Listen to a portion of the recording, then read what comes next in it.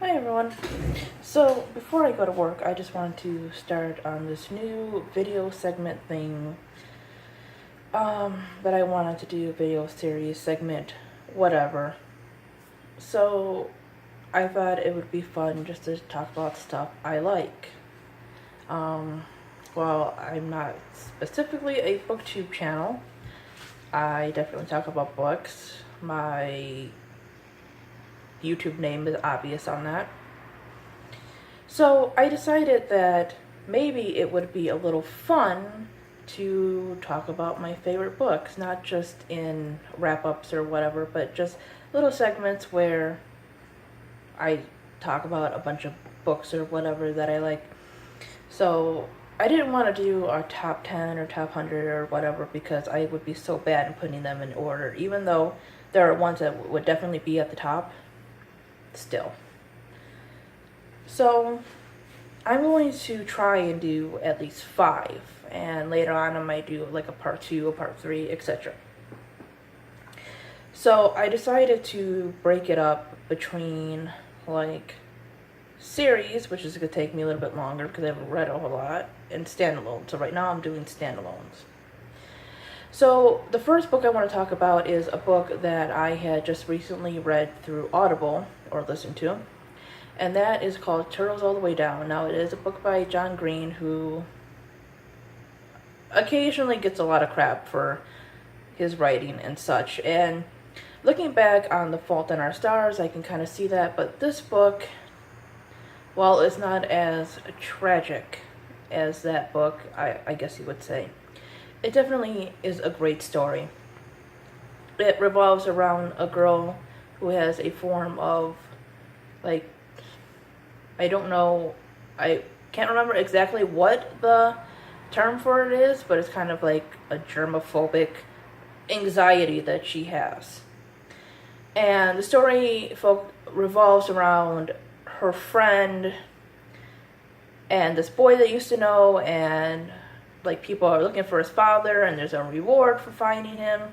And there's just a whole lot about your thoughts and being who you are, because he has his own issues too. Like, he's afraid that people will only like him for his money because his dad's pretty rich. And, you know, her friend is dealing with her, not dealing with her anxiety, but the result of it. That she's always afraid to do stuff because she's always worrying about these germs and this bacteria killing her. Now, while I don't have anything like that, you know, it's very clear, at least to myself, that I have some kind of anxiety, because there are things that just make me worry so much and make me nervous and everything. And the sad part is, there are days that I can be in the same situation and I'll be fine. It's like, these things, they come and go in your head. And I thought he did like a really good job of writing a character like that. And I believe he has the same kind of issue, so maybe that's why. I guess it's almost an own voices kind of thing in a way. Only like a gender swap kind of thing. But I really love the audio. I loved, you know, the voice actress, I guess you would call her.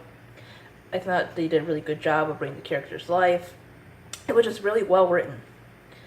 And it just seemed to really get into the character's head and the fact how they feel that they have no control over this kind of thing. So, I mean, there's not a whole big plot, you know. Like The Fault in Our Stars, it just kind of, it's more of a character kind of story. Like, there's no really big climax or anything. The next book I want to talk about is another book that I listened to, but I got it from my library actually. It is Beauty Queens by Liva Bray. This book, I'm so glad I read it on audio, or I listened to it on audio, whatever you want to call it, because Liva Bray herself does the voices, and it's just so fantastic that she has that talent to write a story like this with very diverse characters and then do the audio voices and such and just bring your own creations to life. That is just fantastic for a writer.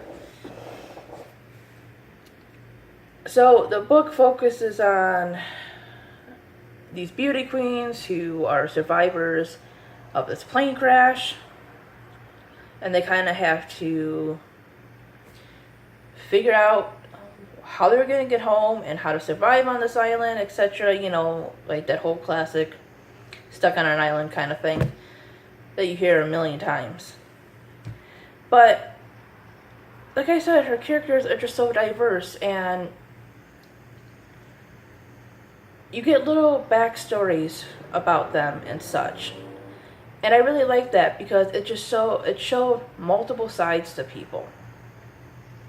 You learn that there are people, or these girls, who have done this all their lives, and despite being beauty queens, they have a lot of issues and such. They have a lot of, insecurities, and a lot of them aren't very truthful, not just with each other, but with themselves.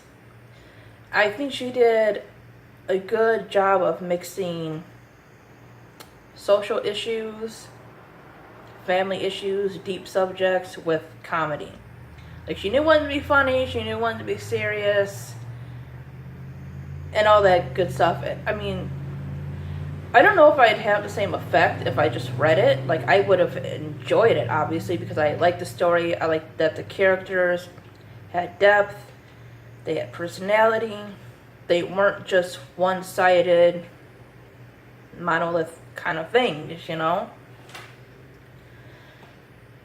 I mean, there was issues about, I guess you would say, the LGBT community and race and colorism and judging people and all that stuff. And I like the fact, like I said in my wrap-up review, that she didn't go out to demonize anybody from any side.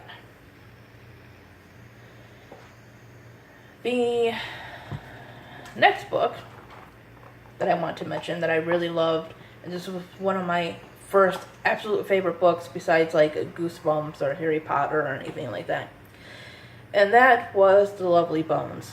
Oh my god, this book was like one of the first books that almost made me cry.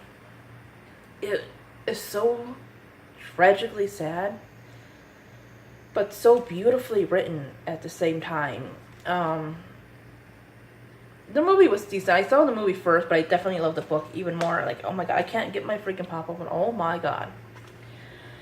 So, the book focuses on a girl who has been murdered, kidnapped basically, lured and murdered by her neighbor. And then it's basically her in the afterlife watching her family basically fall apart. Her killer is still out on the loose. Nobody knows it's him. He's just walking among them. And, of course, he has killed other young girls. And, obviously this greatly upsets her. Her family's falling apart and this man is just free. And, again, kind of like Turtles All the Way Down.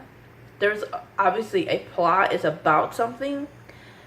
But it's really more about the family. Again, it's really more about the characters. And it goes into why she thought her dad said stuff about her mom and how they felt about each other. And just stuff like that. It just seems so real. If you take out the aspect of her, like, being in heaven or whatever you want to call it, that like supernatural fantasy element of it, it could seem like something that really happened. Like, families falling apart, people having affairs and trying to find like comfort and happiness in other places and all that other tragic crap that can happen with stuff like that. And it just seems so real. And I know I'm babbling here, so I gotta take a drink.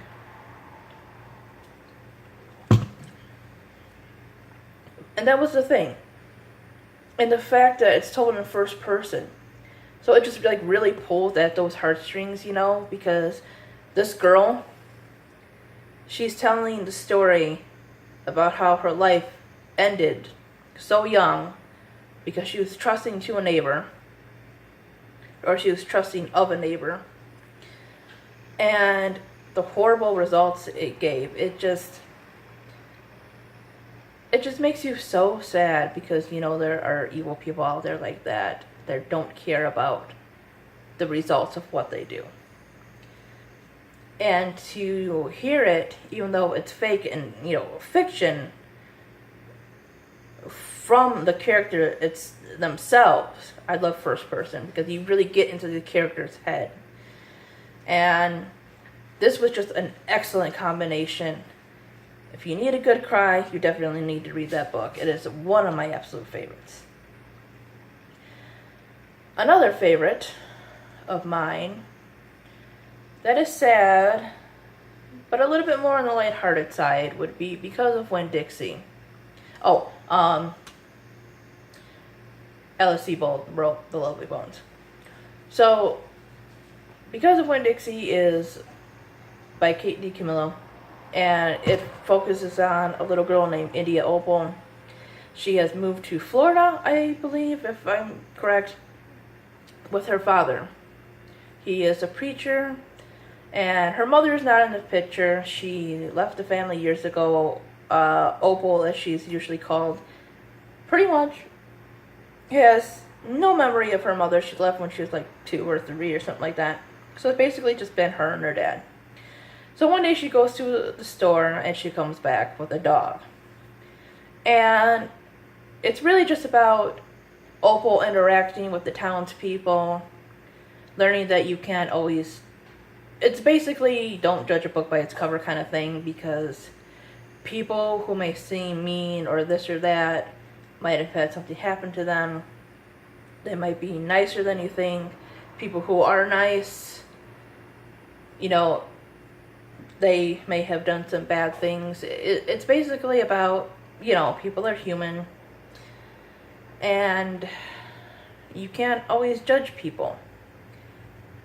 And you have to realize who's there for you and everything.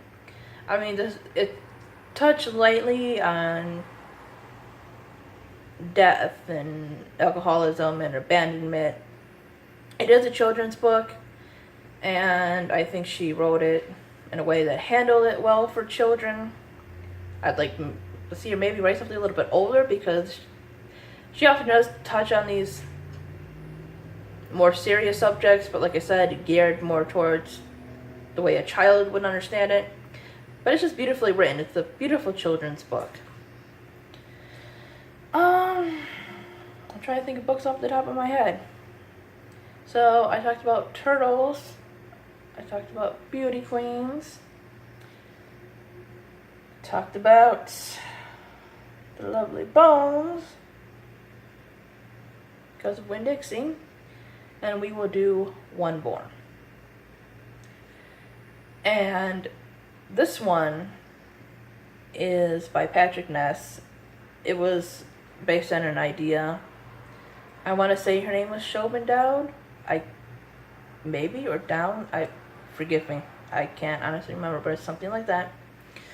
And you've probably heard about it many times because of BookTube, like some of these other ones, of course. And that is A Monster Calls. Now, I read this on my Nook, and the ending, oh my god. I put that in for my Top 5 Wednesday, the last saying of this. And I don't want to be spoilery, but it's been out for a while now. So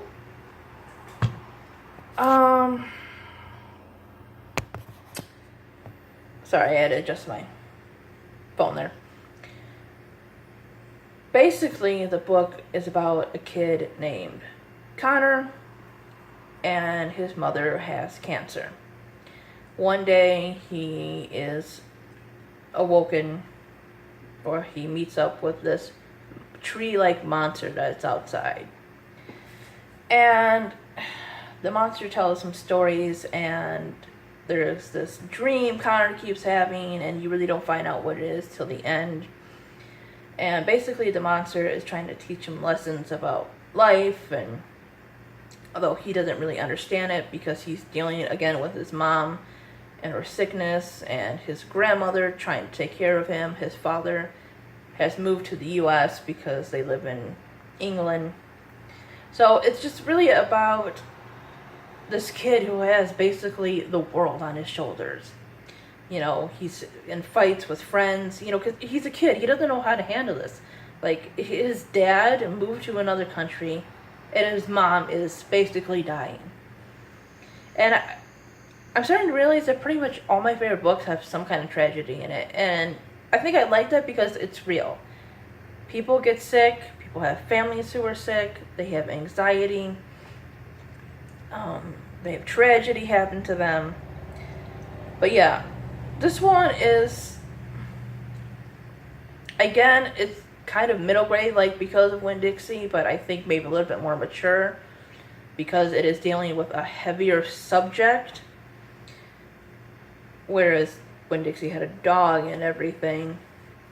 But this one is a little bit more dark, poetic, and very much more tragic. But it's an easy read. I maybe want to get it in paperback or hardback because I loved it on my Nook and everything, but it does have pictures on it, which was a little hard to see. But yeah, it's just, you felt for this kid. And it's like, you know, a lot of times you're thinking, I've been there, and the feelings of being out of control or having no control over the things that are happening in your life. And you're like, this sucks. This is why I love books, because I find things I can relate to. And this video is getting so long because I am just all over the place. I am so sorry, guys. It's just I kind of wanted to do this at the last minute because I thought, cool, I'll start this new thing where I just randomly talk about books, kind of give a little preview kind of thing, I'll call them. Because I had wrap-ups, and then you guys can go to the wrap-ups and watch those, etc. Anyways, this is getting too long. Check these books out. I might do a part 2 later tonight or something like that. But for now, enjoy my ramblingness on all these books I think you should read or at least check out because they are fantastic. Bye-bye, guys.